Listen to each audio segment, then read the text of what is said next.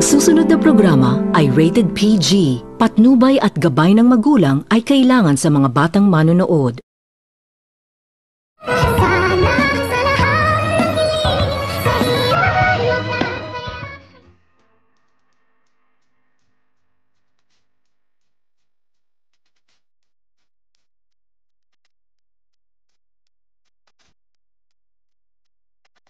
Hindi ito makapaniwala itong si Giselle na nabiktima ito sa kanyang mag-ama pagkatapos nitong magpapanggap ng kanyang anak na itong si Justin na naniniwala naman din itong si Giselle na tanggap na umano siya ng kanyang anak at pinatawad na ito, kung kaya't agad naman din itong ginawa ni Giselle ang lahat-lahat upang makabawi sa kanyang anak, kung kaya't agad naman itong pinapamahala ni Giselle ang Apex Medical Hospital sa kanyang anak na itong si Justin. Ngunit lingid sa kaalaman nito ni Giselle ay may binabalak pala itong mag-ama na pabagsakin itong si Giselle, kung kaya't nang malaman ito ni Giselle, nang nagulat itong si Giselle ng isang umaga nang kinausap ito ng kanyang anak at pinapalayas ito dahil tinatanggalan na umano nito ni Justin ng karapatan ang kanyang ina sa Apex Medical Hospital, kung kaya't napanganga naman din itong si Giselle at hindi ito nakakibo sa mga sinasabi ng kanyang anak at mabuti na lamang umano na paghandaan ito ni Giselle dahil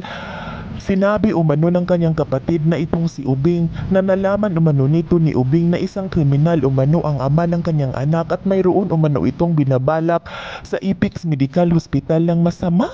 kung kaya't hindi nito binigay lahat ni Giselle ang kanyang pagtitiwala sa kanyang anak at dito ang buong akala naman din nito ni Justin ay magtatagumpay na ito sa kanyang paghihiganti. Ngunit nang palayasin nito ni Justin itong kanyang mami ay hindi naman din ito sinuway ng kanyang mami, kung kaya't agad naman din itong umalis ang kanyang mami sa Apex Medical Hospital at dito tuwang-tuwa naman din itong mag-ama dahil sila na umano maghahawak sa Apex Medical Hospital. Ngunit nang pagpatawag nito ni Justin ng isang board meeting ay gulat na gulat itong si Justin na hindi pala umano nito binigay ng tudo ng kanyang mami sa kanya, kung kaya't bigla naman din itong natauhan itong si Justin at agad naman din itong sinisi ni Eric ang kanyang anak kung bakit umano ito basta-basta na lamang nagtitiwala sa kanyang ina na talaga umanong tuso ang kanyang ina at mas pinapahalagahan umano nito ng kanyang ina ang kanilang negosyo kaysa kanyang anak.